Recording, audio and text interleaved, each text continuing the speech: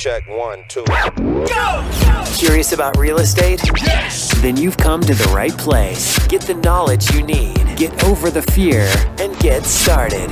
This is the Michael Quarles Real Estate Show with your host, Michael Quarles.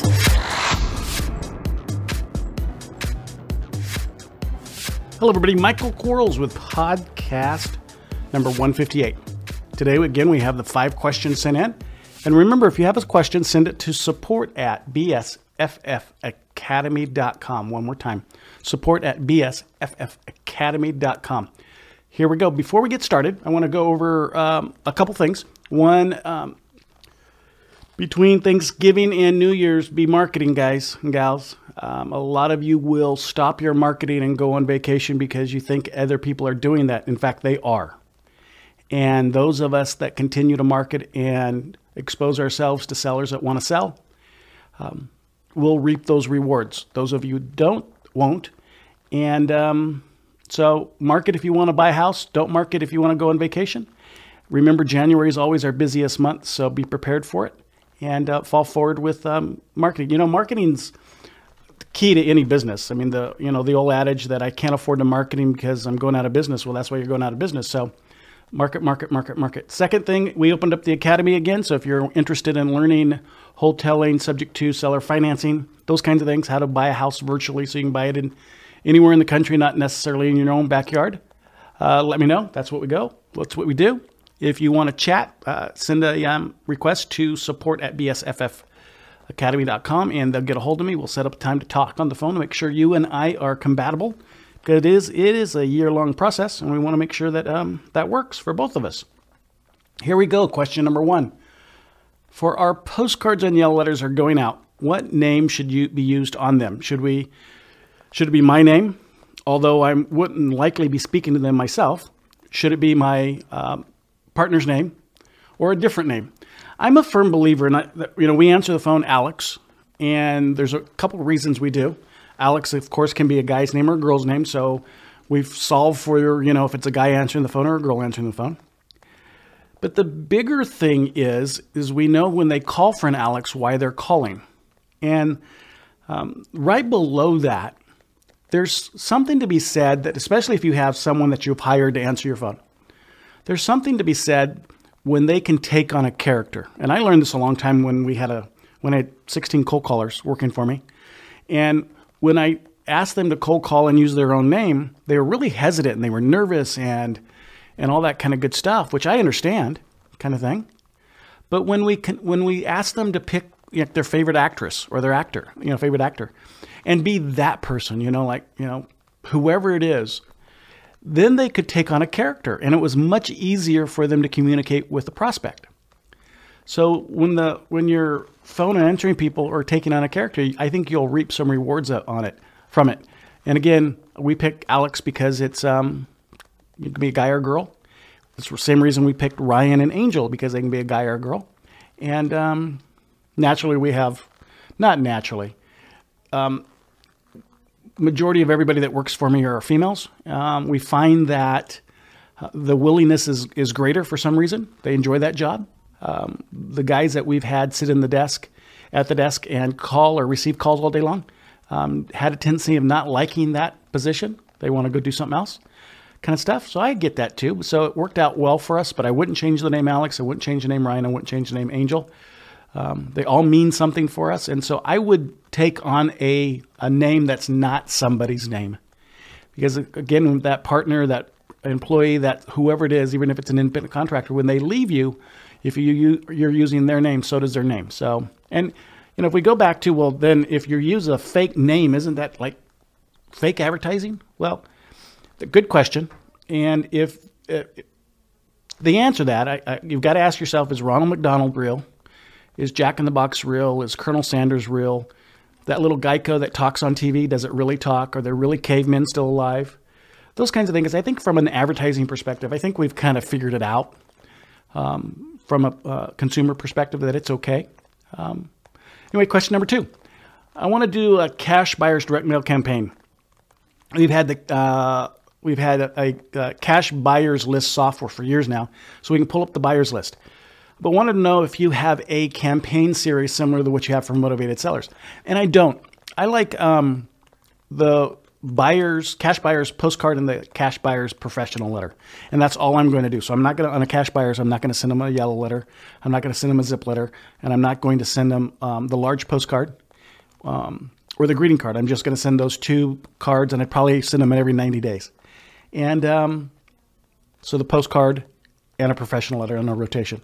And I think that's going to solve your problem. So the key component on your cash buyers list is make sure you have the correct list in the first place. And most of us, we make the mistake when we pull our list to dedupe it. Well, you never want to dedupe your cash buyers list. Deduping is when you remove the same person twice. So from a seller's perspective, we don't want to send the seller multiple letters just because they own like multiple properties. But in a cash buyer's perspective, we want to know the people that are buying multiple properties. And from a lender's perspective, you get into that arena, we want to know who the ones are who are loaning on multiple properties. So we don't want to dedupe it when we pull it. Now, we'll dedupe it from a mailing perspective because we don't want to waste the mail. But we really want to know who those folks are. So don't dedupe your list. Question number 3. We had a house in another state under contract for $9,000. Congratulations. The seller said it rents for around $600 a month. Oh my goodness, that's $7,200 a year. We heard that you take down these properties if they pay themselves back within a year. 18 months, 24 months kind of thing. Yes. We'd like to just churn the cash, but you're having trouble with the BPO. My rule on BPOs. Now, in a case like this, so this is going to be a bigger answer, and the answer is going to be a little bit modified over an answer that would be for a flip or a wholesale deal. So on a wholesale deal or a flip, if I can't get a BPO, I don't buy it. So hands down. Can't get a BPO, don't buy the property.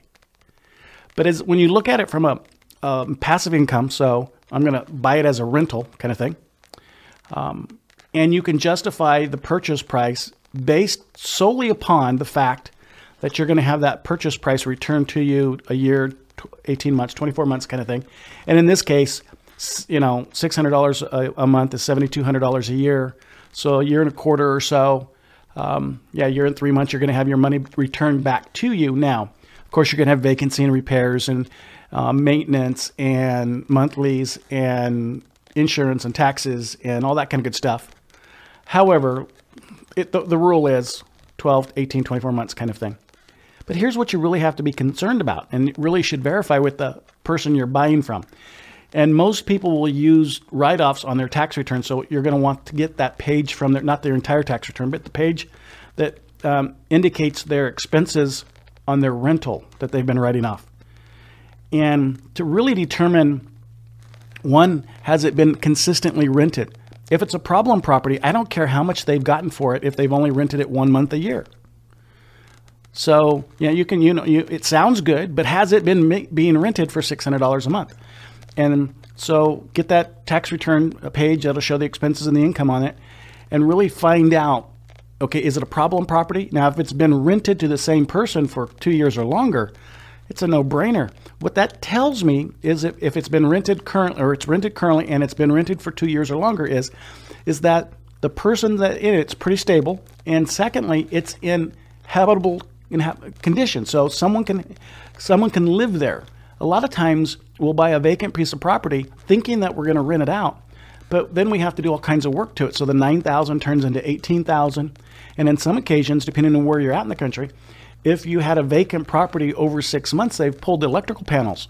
And in order to get that electricity turned back on, you have to have the house re-inspected. Well, that could, can of worms kind of thing. So we really want to be conscientious of those kinds of things. And fall forward on it. But if it's been rented and same person 24 months and you can prove that on a tax return, estoppel notice, which is a notice that you give the buyer that asks them all kinds of questions, what of theirs is part of the house, refrigerator, stove, that kind of thing. What kind of deposits are in hand, and it's going to ask them any other conditions about the property that you should become aware of. So, giving someone an estoppel notice is a pretty good thing. So congratulations on a good find. Question number 4, when a seller's bottom dollar is what they think the house is worth, do you politely ask them to call you back? Absolutely. Yeah, politely is the key component there. We don't want to, keep in mind, when someone starts out the fact-finding venture kind of thing. You know, they don't know what they don't know, so they're going to go call people to find it out. They're in fantasy land because they really truly don't know. They think they know, but they don't know. Well, I don't want to spoil that relationship, even though currently that relationship isn't one that I can do anything with. But I don't want to ruin it by being offensive or telling them to, you know, whatever it is that I want to tell them, because we all want to be, because we're frustrated. Here someone calls us wasting our time and they want exactly or more than what they think the house is worth. It's ridiculous. However, we can't take that position with them. We have to thank them for calling, ask them for referrals. Don't ever hang up with someone that you can't buy a house from, and those that you can buy a house from, without asking them, who do you know that's also looking to sell a house? Because a lot of our business comes from people like yourself who've referred people to us. Does a lot of things when you say that statement to someone. First, it's reinforcing that you have credibility with multiple people, or they wouldn't be referring you in the first place. And also, secondly, is you're looking for additional purchase properties or properties to purchase. So there's a lot of value in asking that question. So don't ever hang up the phone without asking it. But if you have someone that's being unrealistic, politely say, at this moment, the house doesn't fit within our business model. If things change from a number perspective for you, please call us back, because we're looking to buy a house every day. Thanks so much, and talk to you soon. And of course, you're going to call them back at 15, 30, 60, and 90. And the reason we go to the 90 days, and you'll want to confirm this for yourself, is that's the maximum period that you can call someone back without having to honor the do not call list. So although I don't necessarily believe that we have to, since we don't have a service or a product we're selling, if we stay within 90 days of them calling us, then we're pretty satisfied that we're not going to violate the do not call issues. So I like, again, 15, 30, 60, and 90. So that's the reason for those 4 phone calls. Question number 5. I really need some advice. I have a contract on a commercial lot. Congratulations, for $460. I have a mini appraisal for $750. I don't know what a light appraisal is. The land is on the corner of 2 major highways and next to a new drugstore, blah, blah, blah, blah. And the drugstore just sold for $2.9 million. Okay, but it has land on it. It's been improved. And I'm trying to wholesale the deal, but I'm having trouble finding a buyer. Well, first of all, wholesaling implies that you're going to stick it on the MLS service or a listing service. When you start looking at commercial property, there are commercial lending services. And the MLS, although it can take a commercial property, most occasions when it's truly an industrial or commercial property, your agents or your brokers that handle that are not going to be your MLS agents and brokers. They're going to be your commercial brokers, and they're going to have their own listing service that they adhere to. So wholesaling implies that that property is going to go onto that. You're going to sell it at full as-is value in a lot. Now, how can a lot not be as-is or be ARV? Well, you can have a vacant piece of property that has no undergrounds in it. So the utilities aren't there, the sewer's not there, the water's not there, power, gas, all that kind of stuff. So without underground, it's as is. ARV would have all the undergrounds in it, sewer and all the water and all that kind of stuff.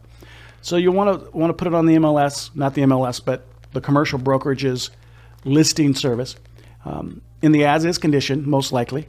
I would also call an architect that does plot maps and rezoning maps, and have a little conversation about what to expect. If you had to do the undergrounds, what would those cost? That's going to help you evaluate what the ARV might be, kind of thing. And any architect that does plot maps and underground or rezoning is going to know what you're talking about. The other thing is find your agent or your broker who specifically does commercial. Don't list it with just a regular residential broker or agent. I think you're going to do yourself a disservice. Even if you are a residential broker, you're doing yourself a disservice by not listing it with a commercial broker. And when you look at commercial brokers, there are those that lease property. There are those that sell commercial property, industrial property. And from commercial, you have your C1, C2, C3. So, and then you have your raw land like you have. And then on your raw land, you have your guys that sell, although it's residential, it's commercial residential because there are multiple units or multiple lots. And then you have your guys and gals that sell industrial land and your commercial land. You really want to find your land people and stick it with them. They're going to know the players in the market, who's coming to the area, because of course their job is to bring outside business to their city. And although a lot of the outside business is a blind receivership. So they don't necessarily always know who the underlying tenant is going to be, and they do that so the values around, as an example, a Walmart or a Sam's Club or something like that goes in, that's all going to be blind, so that the people around the lot that Walmart buys or McDonald's buys or those kinds of things, they can't start buying up the land around it and then inflating the value. That's something that they try to keep from happening by doing a blind purchase. So. But at least these land people are going to know a lot more than you do. So I would contact them and have a simple conversation. Just tell them exactly what you know and what you think you need to know, and then ask them a question. I always ask people, especially when I'm in the learning mode, what didn't I ask you that most people in my situation would ask you? And anybody that's worth anything, and again, they're trying to get your $750,000 listing, which at typically land, the commissions on land is about 10%, where on residential it's 6%. And the reason for the 10% over the 6%, it's harder to sell, takes longer to sell, more signage. Sometimes they have to get permits for those signs, those kinds of things. So it costs them more. It's going to cost you more. It's going to be a longer listing. Don't expect a commercial piece of property to sell in 60, 90 days. Sometimes they'll sit on the market for 1, 2, 3 years. You have to wait for the industry to come to the land. Now, there's sometimes that, and I know I'm getting long-winded, but there's sometimes that your improved area can jump land.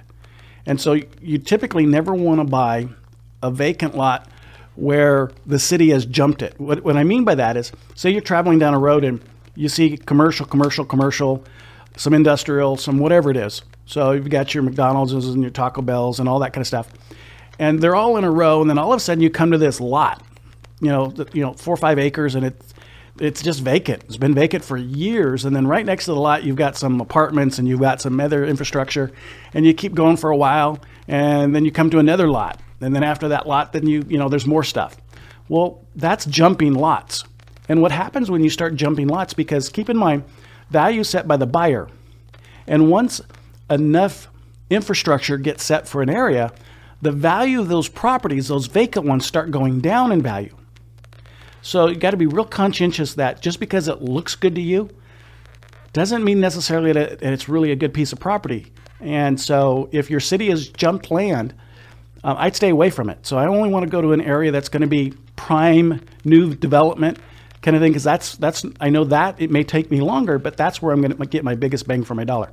So sorry about the long-windedness on that answer, but the great 5 questions, I really enjoyed them. Keep in mind, send us your questions. So I'm going to try to answer them as much as I can. Also, just to recap, opened up the Academy again. So if you're interested in learning real estate investing from me, one-on-one, it's a 12-month process. Let us know. And also, don't stop your marketing during the holiday. Until tomorrow, talk to you guys then. Bye-bye. Thanks for listening to the Michael Quarles Real Estate Show. Get more info and stay in touch at michaelquarles.com.